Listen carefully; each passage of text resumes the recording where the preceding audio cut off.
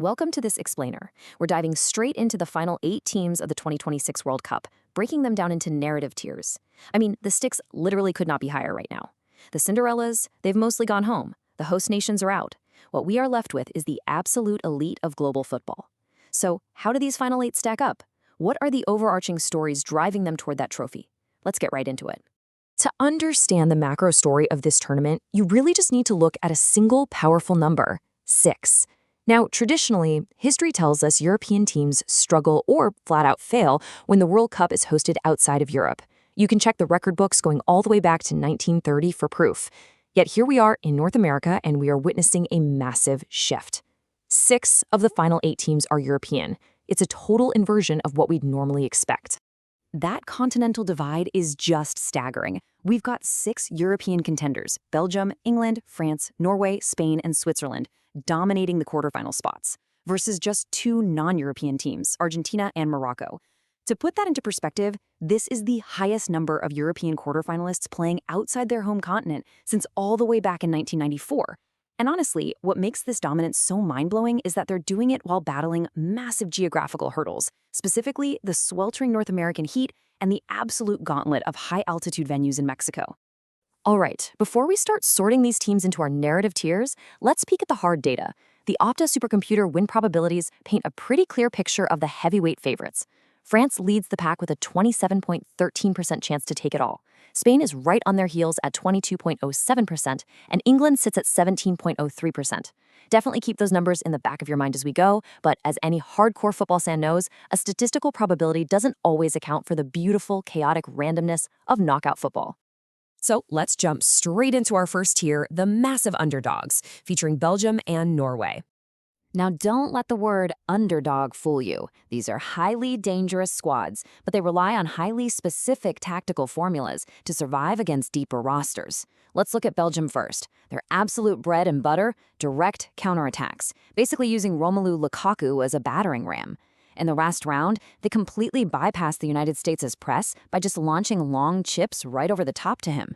It worked like an absolute charm. But there's a glaring flaw. They relied heavily on opponent errors to score. The American defense basically handed them goals on a silver platter. So the million-dollar question is, can Belgium pull off a win against a structurally sound machine like Spain without relying on total defensive collapses?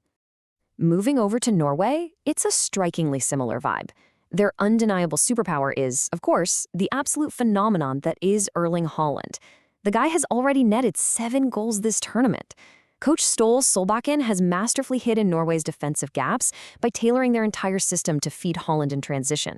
But man, there's a massive risk there. Haaland accounts for 4.3 expected goals and 7 actual goals, meaning their fatal flaw is relying entirely on a single human being. If Haaland has an off day, or if a team successfully swarms him, Norway's entire attacking engine just flat out stalls. Next up on our list is our second tier, the dangerous disruptors, featuring Switzerland and Morocco. These are the teams making those historic bracket-busting runs, driven by outstanding individual performances and tactical flexibility. And honestly, the stats show exactly why Switzerland is playing in their first quarterfinal in 72 years. Just look at the goals prevented over expected for the remaining keepers. Gregor Kobel is statistically out of his mind right now, outperforming every single peer left in the bracket, saving plus 1.6 goals over expected. Compare that to Unai Simon at plus 1.2 or Jordan Pickford way down at negative 2.2. In a single elimination tournament, a world-class goalkeeper getting hot at exactly the right time is literally the ultimate disruptor. But, it's not a flawless setup for the Swiss. While Kobel is back there anchoring that elite defense like a brick wall, their structural vulnerability is a knee injury to their 20-year-old wonderkind, Johan Monzambi. He was the creative spark, the ball progressor they so desperately leaned on in the group stages.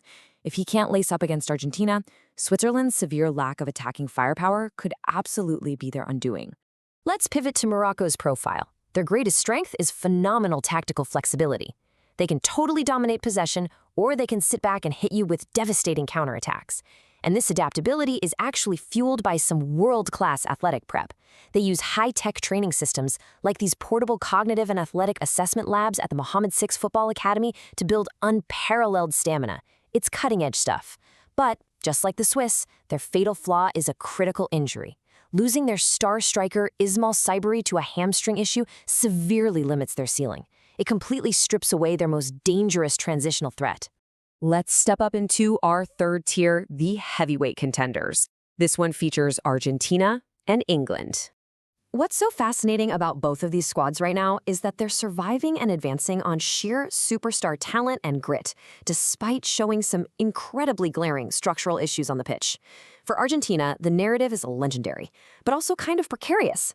Their ultimate strength? A 39-year-old Lionel Messi. The guy has miraculously been responsible for 10 of Argentina's 14 goals, scoring 8 himself. He is literally carrying their attack on his shoulders. But their flaw is staring everyone right in the face, a highly vulnerable wide defense. Teams like Cape Verde and Egypt easily expose their total lack of defensive wingers, slicing through the flanks with alarming ease. Over with England, the situation perfectly mirrors Argentina's in its sheer dramatic tension. Their strength? Supreme, undeniable resilience. I mean, they quite literally survived an absolute gauntlet at the high-altitude Azteca Stadium, playing with 10 men against Mexico and holding on for dear life. Incredible stuff. But that grit covers up a massive flaw, a really shaky defensive backline. With a crucial injury to their right back, Reece James, England is left deeply, deeply vulnerable to fast transitions. And when you consider they are facing Norway's terrifying transition game next, yeah, that's a massive red flag.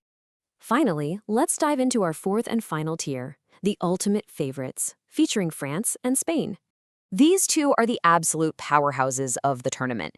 They have the deepest rosters by a mile, and when they're clicking, they play a brand of football that's practically impossible to counter.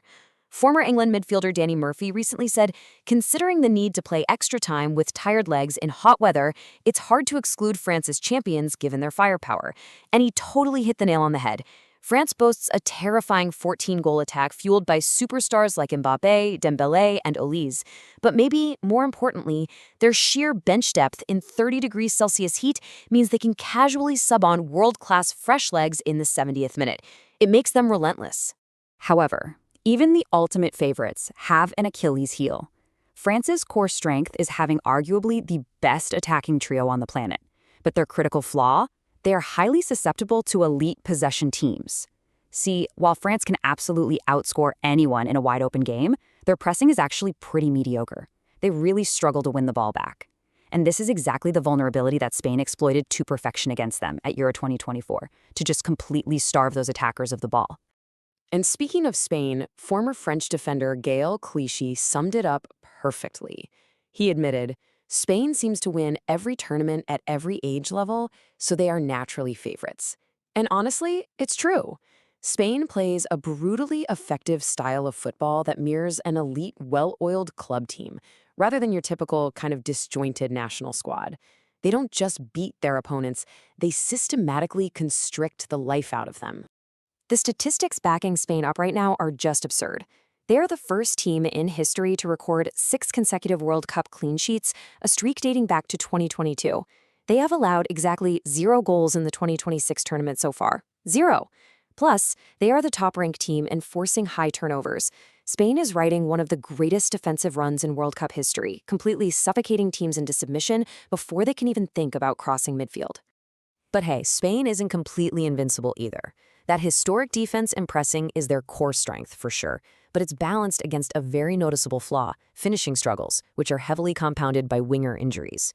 With Nico Williams injured and Lamine Yamal battling a hamstring issue, Spain is really lacking the dynamic, wide attacking threat they usually rely on. As a result, they've struggled to finish high-quality chances. This leads to tight, low-scoring affairs that leave the door open, just a crack, for a major upset. Which brings us to the ultimate question for this tournament. Will a European giant secure the title and continue this unprecedented North American dominance? Or will Argentina achieve back-to-back glory on the shoulders of Lionel Messi? As we prep for these massive quarterfinal clashes, I want you to keep all of these fatal flaws and incredible strengths we just covered in mind. Ask yourself, who actually has the perfect formula to survive the North American gauntlet? Thanks for joining me on this explainer, and enjoy the matches.